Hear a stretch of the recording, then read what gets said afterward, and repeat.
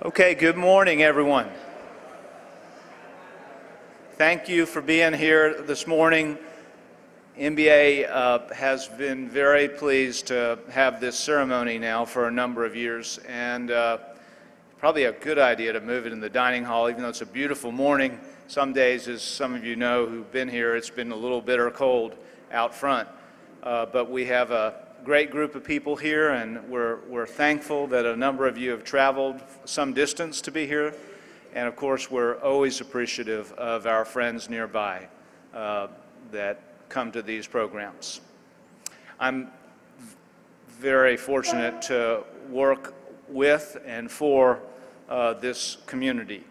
And I'm especially grateful for those individuals that I work closely with who have been in the military, and they've taught me a lot about their own dedication and respect. And so this ceremony brings that to light to me personally. We're going to start with some music. Mr. Matt Smith here on my left will lead us.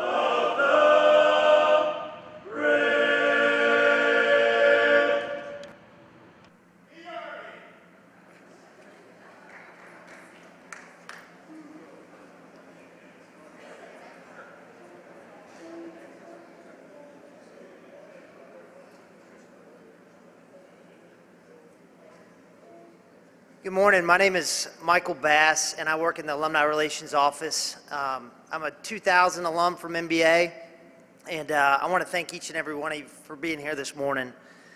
I served 7 years in the Marine Corps, got out as a captain in 2011, and I'm just so thankful to be back. It's such an amazing place.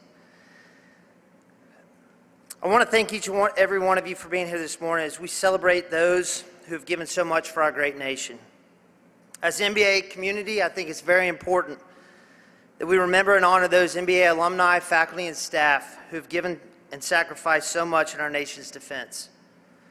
Of note, 10 current MBA faculty members currently serve on staff and have served in our country in the military. MBA boasts at least 181 alumni who have served our nation's armed forces, 45 of whom are in active service as we speak.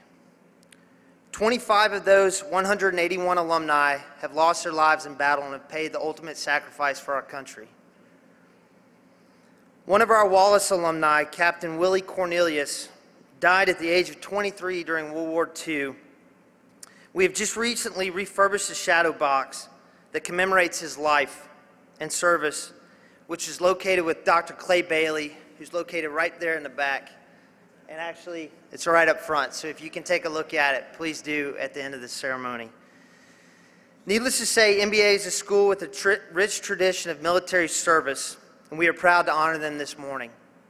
At this point, I want to turn the microphone over to Captain Will Norton, who will be our next speaker.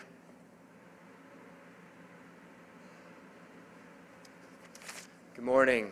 My name is Will Norton. I'm the Dean of Students, and after graduating here, served in the Army, and I have a couple reflections this morning. Duty, honor, country. They're the words of Douglas MacArthur, and I think those simple reflections capture what we're celebrating today. And we really appreciate your being here to serve those who have served and those who are serving in the military.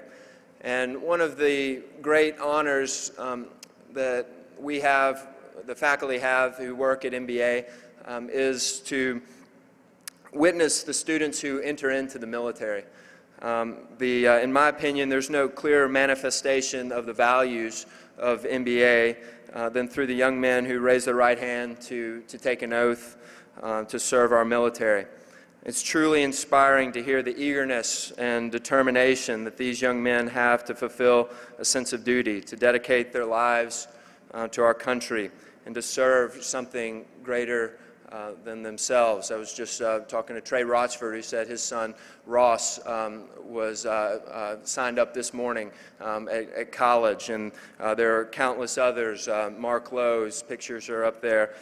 Sam Edwards, Sam Garner, who I think was going to come here, Will McFadden, Murphy Smiley, Charles Hunter, Cole Uverard, to name just a few, have admirably committed their lives recently to serve in the military, and we are grateful to be part of that journey and to see that come into fulfillment.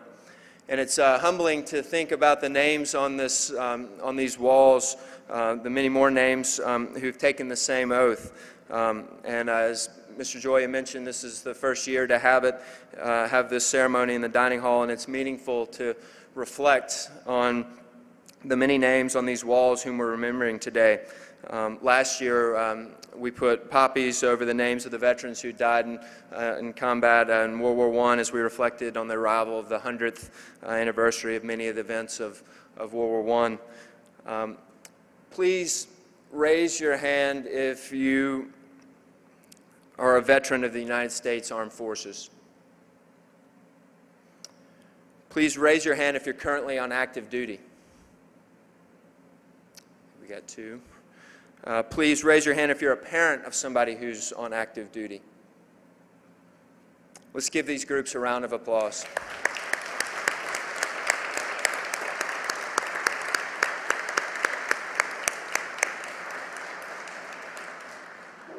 So we honor you and thank you for your service, and thank all of you for joining us to pause and reflect on those who've served this nation.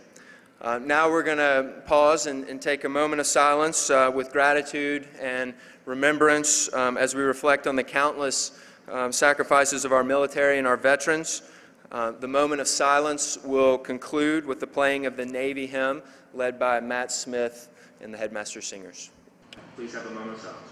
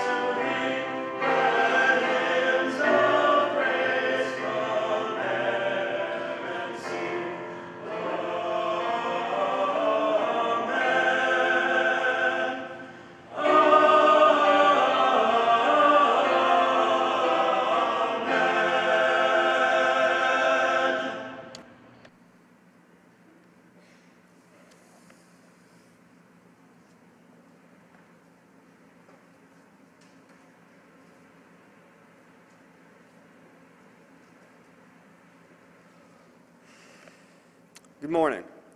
I would like to begin by thanking each and every veteran and active duty service member present here in this room right now. As a nation and as a community, we are forever indebted to you.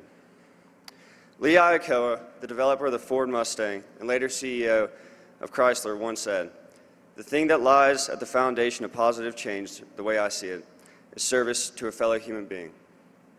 Service is what changes the world. To serve is to sacrifice.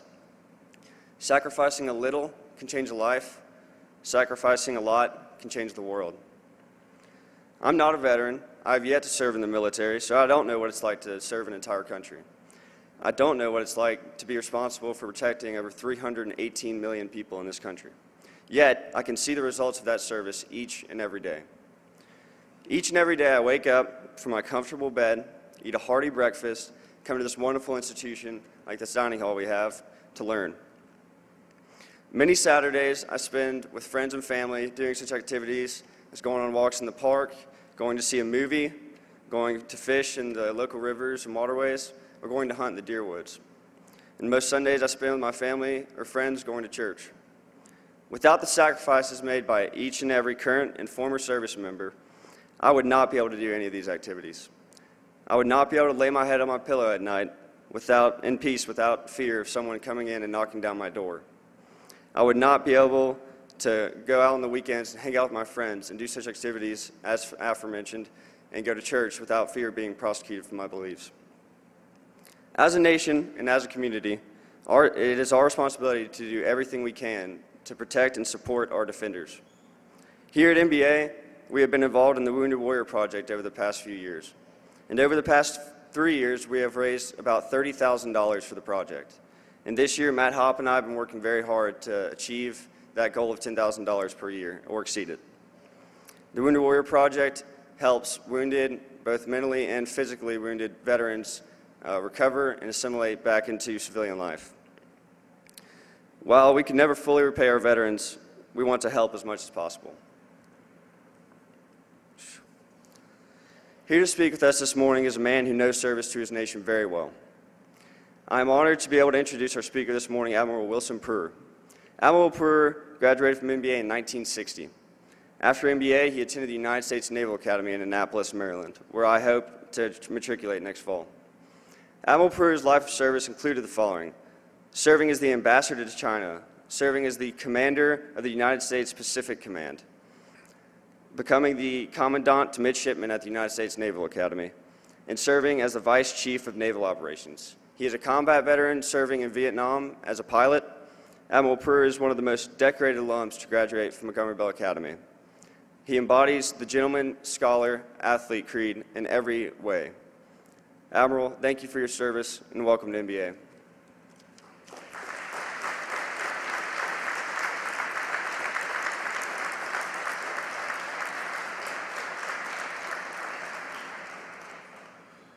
Well, good morning to you all. It's great to be here with you. Thank you, Mark, for that great introduction. My mother couldn't have done a better job with that, and that's very nice of you. And thanks to all of you all for coming out at this early hour. I thought it would work crowd control a little bit, and it maybe has some of that effect.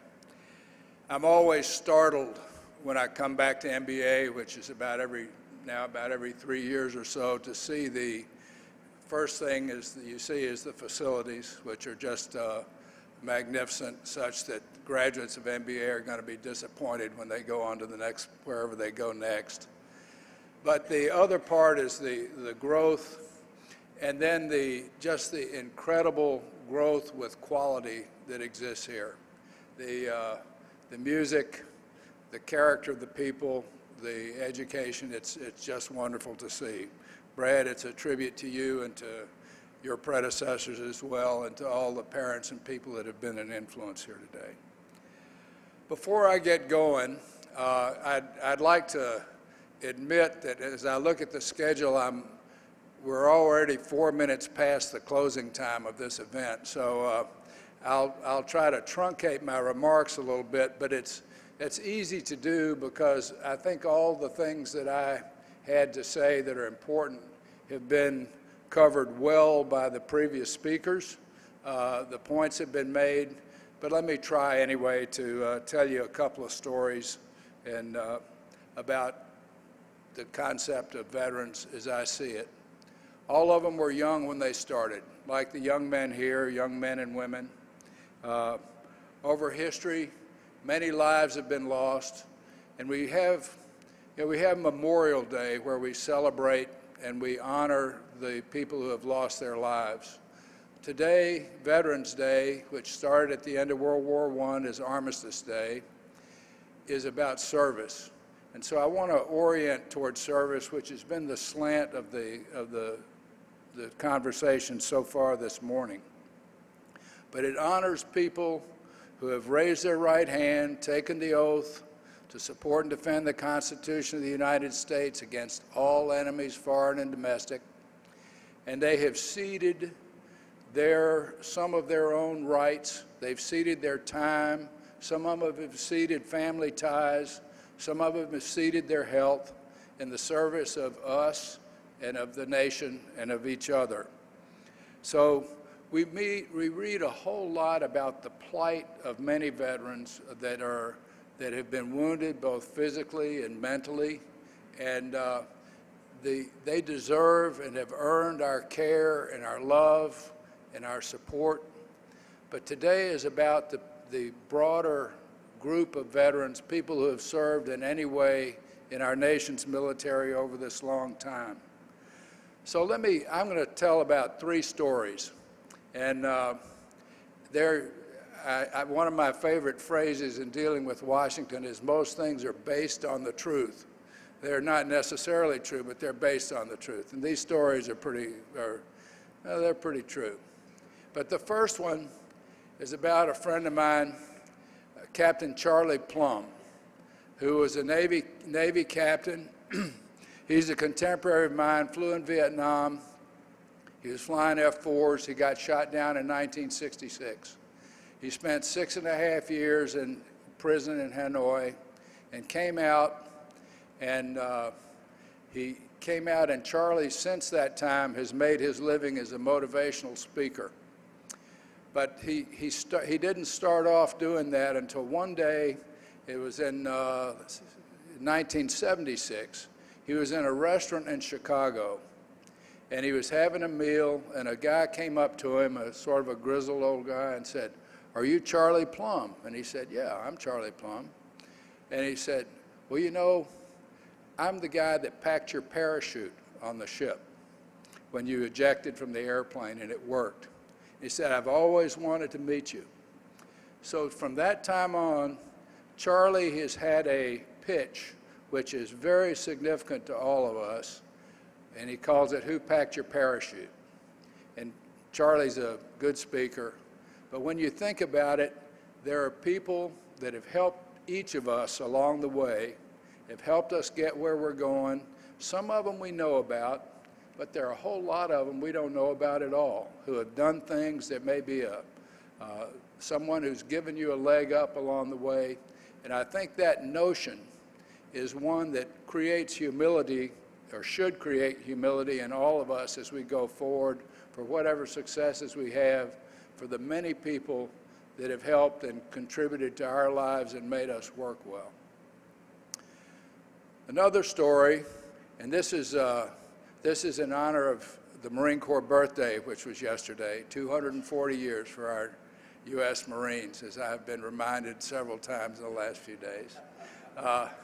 But I knew it anyway. But this is a story that has to do with the Marine enlisted guy. It's another great lesson in leadership. This happened to me, and back in about 1988.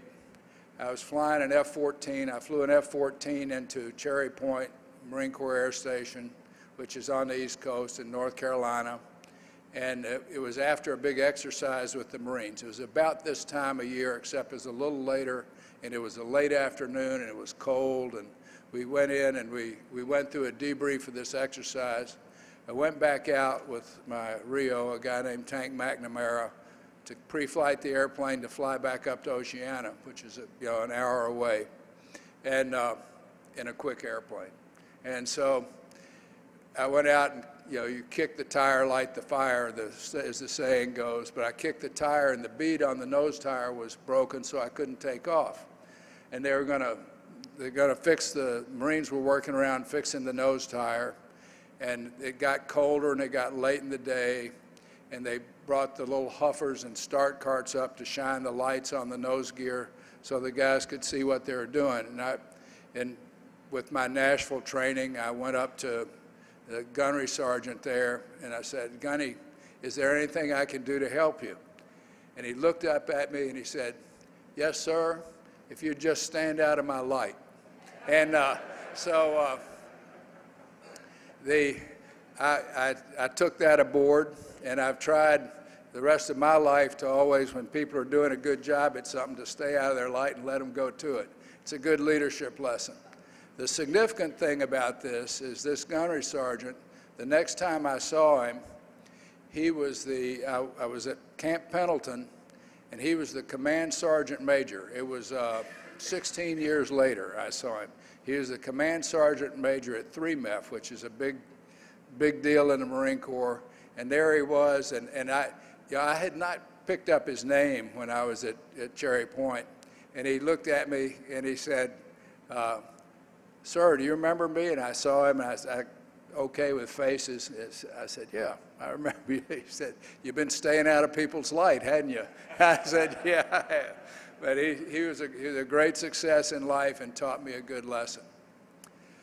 The next story I want to tell is one that Mark really brought out when he talked about his life and the appreciation for what we have in our country. We're in Indonesia, and in Aceh, part of Indonesia to the north and west of Jakarta. I was talking to a fella whose name it just rolls off your tongue. His name is Bambang Yudhoyono. And you may know he was a lieutenant general in the Indonesian Armed Forces.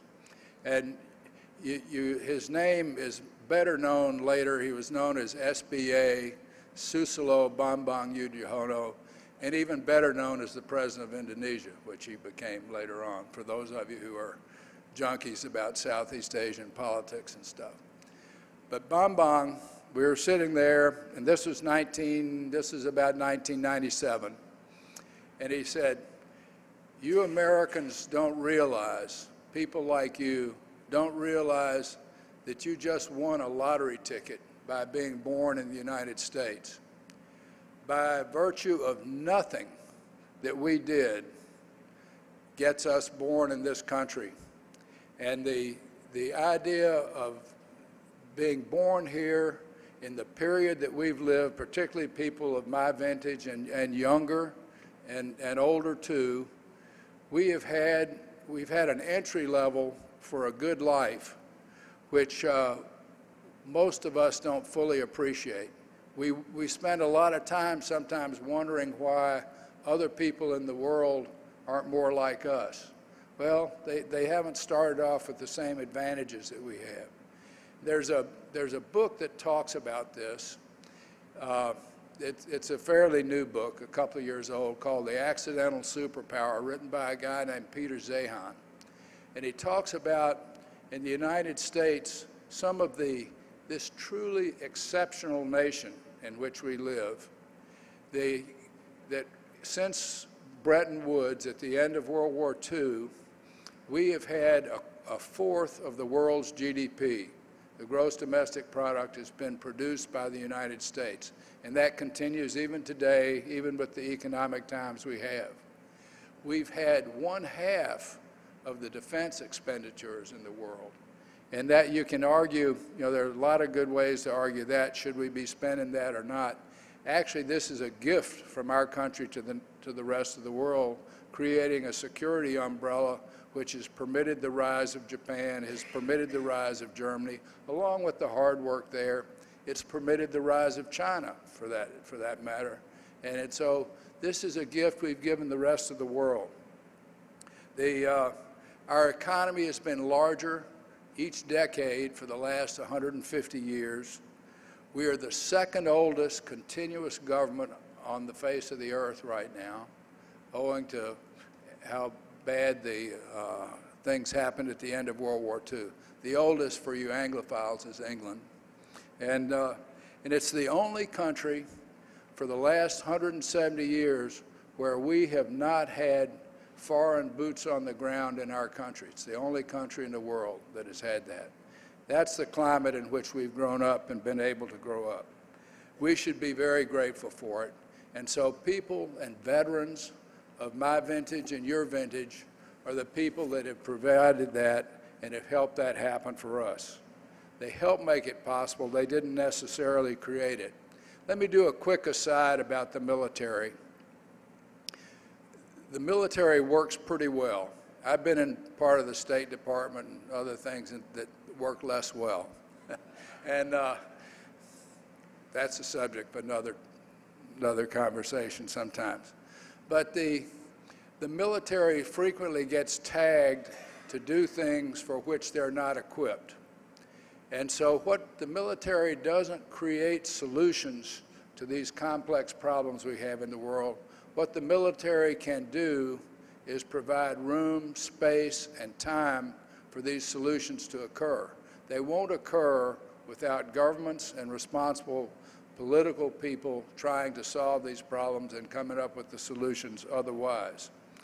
It's up to the leaders to pick the right strategy, to pick the right goals, and then at the political military interface, when you get up in the lofty spots, to pick the right type, the right fight, the right time, and the right place to do that, to try to bring about these modern military successes.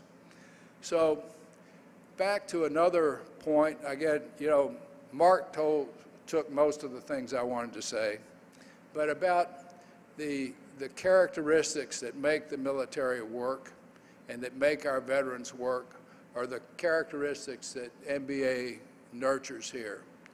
The gentleman scholar athlete, in my mind, I've got GSA. It's not the Government Services Administration. It's gentleman scholar athlete. I've got that in my mind, and I think about it a lot. But that tripod, that three-legged stool, embodies everything you really need to know. There's some branches and sequels to that, but it's everything you need to know about how to conduct your life in the gentleman scholar athlete. It embodies education, it embodies moral, mental, physical attributes, and it is the crucible that if you burn that crucible, what's left there is the gold, and that's what you get when you leave MBA, when you come away with that. You get that with any high-performance organization. Those are the things that make it work.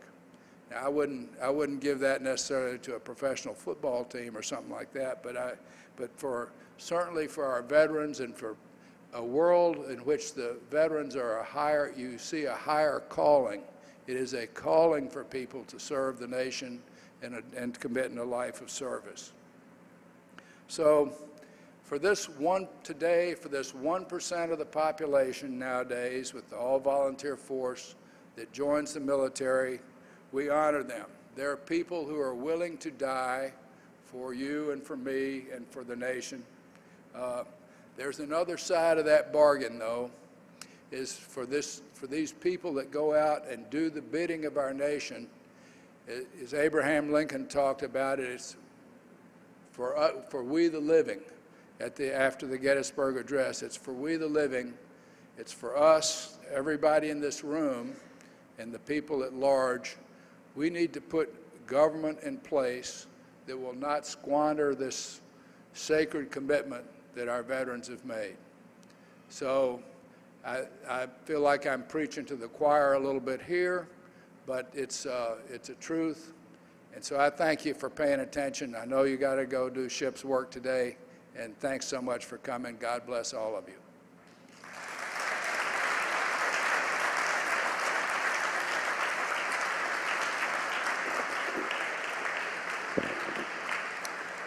Admiral, thank you for being with us today and sharing those wonderful thoughts. We certainly appreciate your presence. We appreciate everyone coming out today and taking your precious time out of the day to help us commemorate Veterans Day. This concludes our ceremony. Please have safe travels and a happy and prosperous day. Thank you.